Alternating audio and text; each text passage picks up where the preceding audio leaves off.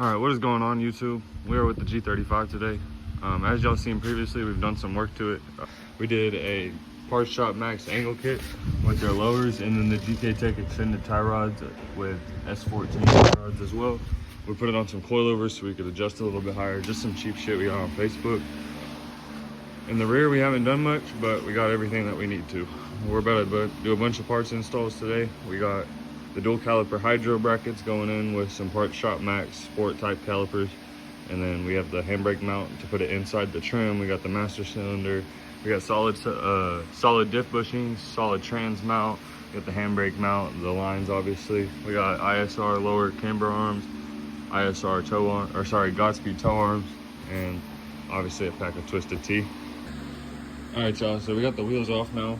Next thing we gotta do is take off these axle nuts right here, and then you have about 6 bolts on the inner. You just have to rotate the axle to get to the other ones. We got a few of them broke loose, but that's the next step. We're making progress. We got the axles out. To get the axles out, you have to remove the brake system, your brake caliper, brake rotor, and then go ahead and remove the drum brakes. And then you have a cable coming in here, 14 millimeter on the back. Disconnect the cable once you have everything else disconnected, and then pull out the brake system. And then you can move the axle, because the brake cable will be in the way, like right here, while you're trying to drop the axle in here. So it's just, it didn't work out. But once you get everything apart, now the next step is to be getting these 4 bolts out on the back for the hub. And then after that, you'll just hammer the hub out. All 4 hub bolts out. Haven't even hammered it or nothing. Wiggles straight out. Another thing you'll have to remove is like this cradle for the brake, e-brake. It's in there 2 14s or 17s. So we got everything apart.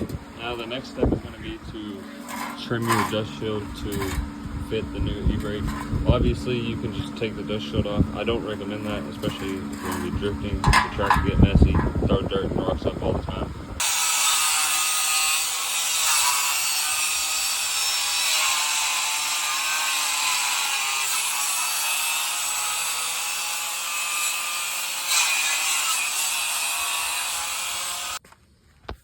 All right, so we got this one trimmed pretty nicely. It'll fit. So I'm gonna go ahead and trim the other dust shield. We'll go ahead and start putting this shit back together, show you how it lines up. Pretty sure we're missing the bolts for the sport calipers, because the last owner of these mounts was using the OEM calipers. So we'll get everything mounted up, then we'll go buy some bolts tomorrow, and we'll just kind of continue the process. So we got it kind of mounted up a little bit. We started on it. As far as the spacer in the back goes, you want this on the rear of the car, like facing the rear of the car, and then you want this facing inside. There's like a bend on the bracket. You want the bend facing towards the inside of the car, or else your calipers won't line up right. It'll fuck up your rotor. So we got that much done, and then it gave you some longer hub bolts. We got those started into the back of the hub. You basically put the spacer first, the caliper mount, and then you put your dust shield, and then you put the e-brake cradle, put that in, and you put your hub on. And that's where we're at right now. We're gonna tighten these 4 hub bolts, go copy the same process on the other side, and then we'll be ready to start throwing everything back together. We're gonna leave the axles out so that we can pull the diff here in a little bit. Then we're gonna switch out the toe arms, camber arms, and throw in some coilovers, and that'll be pretty much it under the wheel well side. After that, we'll go in the car and start installing the hydro into the trim. We went ahead and got an inside trim mount, so it'll go in like this area right here. And we'll have to trim some shit out, but we'll figure that out. I'll pick up with y'all once we have the other side assembled and start getting ready to put the calipers on. All right, y'all, so we got it mostly installed on this side. Went ahead and left the other bracket off until I can get some bolts. I'm gonna use the 1 bolt to go match up the other ones. But everything's pretty much installed. Just gotta bolt up the calipers tomorrow. So here's the completed side. Looks pretty nice. But like I said, I just put out the diff on the car. We're gonna take it to go get welded in the morning. So we got all the mounting bolts that we needed for the calipers. Everything's installed as far as that goes. We got the lines routed. I'll show you guys that in a second. We got those control arms in that I was showing you guys, the camber and toe. We got the coilovers in. These are just some cheap eBay shits, but we needed true coils to run a toe arm on it, and my toe arms were shot. I'm gonna reinstall the axles with axle spacers. I haven't tried anything out yet. I just saw somebody online saying that you need to do that to compensate for this bracket right here. The next part of this is we got the lines routed. I'll get under there and show you guys that in a second. But we went ahead and just drilled a hole right here. People say to use a grommet. Don't have grommets, so I've always just taped or used butyl tape. on the hose. Because once you get the e-brake lines installed and routed where they need to be, the next step is obviously going to be mounting your e-brake. I have a 04 G35 coupe. I don't know if it's any different for newer coupes or sedans, but I did have to remove all this trim right here on the sides, the glove box, this trim right here, and then obviously the center console to be able to pull the radio. And you got to be able to pull the radio because, one, you can't fill the master cylinder without doing it, and there's a lot of shit you can't remove without pulling the radio and vents. So to fit the actual base in there, I haven't got much farther than this, but to fit it in there, I did have to trim a little bit right here and pull. There was some vents in here out. I pulled that out along with this foam. Obviously vacuumed up all the shavings, just make your area nice. And then next thing was to fit this in there, so I'll do that real quick. And if you're doing the exact same setup I'm doing, where it's going to put the e-brake in the trim and you're doing your lines right out through here, attach your line with your banjo bolt and washer before you put everything in there, because once it's behind all this trim, it's going to be a bitch to attach everything. So I'm going to go ahead and attach it now, and then I'll slide this in and we'll get this bolted up. All right guys, so it's a little bit of a mess, but we're at the shop. It's the next day. We went ahead, got the brakes bled. Had a friend come over last night. She helped me fix it. So got the brakes bled. We got mostly everything installed. We got the axle spacers installed. We got the brake lines up in here. Ran through the subframe to the trans tunnel, straight up to where where the shifter bracket is. Up here, pops out. Y'all seen that earlier. And we got pretty much everything installed on the rear end. We just got to throw axle nuts on and put this exhaust on, so that's cool. I wanted to show you guys this before it got dark.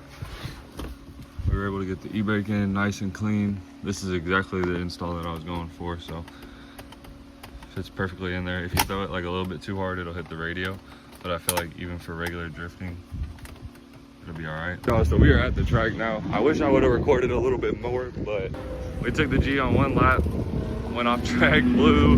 We don't know, we're leaking oil, thinking it might be the oil pan. We ain't gonna let that ruin our day. Mr. John Jones ripped it as well. Having a lot of fun. We're gonna go ahead, jack it up, see what's wrong with it. Like I said, I'm not gonna let it ruin our day. We still got a whole day of drifting until 6, and then tomorrow we have another day from 10 to 6. So we'll try to get this knocked out, get her fixed up. 1, 2, 3, 4 on both There's sides. 4 of them. Holy fuck. Yeah, don't worry about the one in the middle. We're at Jones' shop now. Busted the subframe, sway bar bracket. Sway bar went into the oil filter. Busted the oil pressure sensor. We're getting it pulled out. We got a new subframe. It'll get thrown in the car along with some new hardware on the arms. But Rear bottom. back at Jones' shop next morning. We got a bunch knocked out last night. Car's pretty much sitting good. We just have to get it aligned. Big thanks to Mr. Jones as well as his dad. We don't know what we're doing. They know what they're doing. Because it's folded. Yeah, it's a little messed up. Gonna go ahead and put a new master in today. And we're gonna hit the drift track in about, I don't know, an hour or two. Meet Julian there again.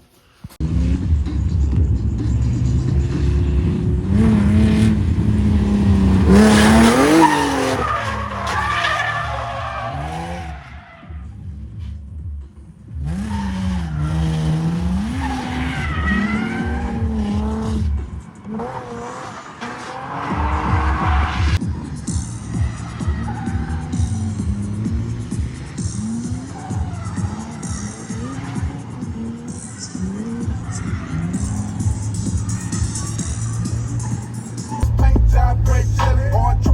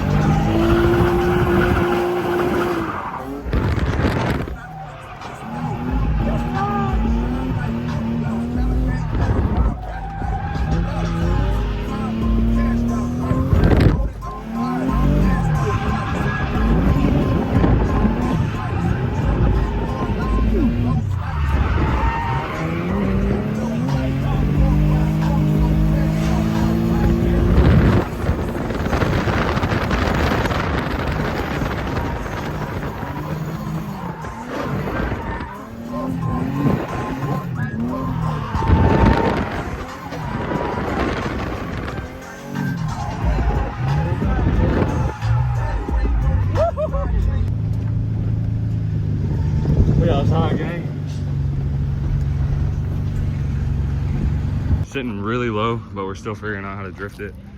A little bit of rubbing, not too much. Good fitment, so it works out. Julian's car is performing great. Doing great though. His new diff is ripping. Letting it cool off a little bit, but no complaints. VQs are beating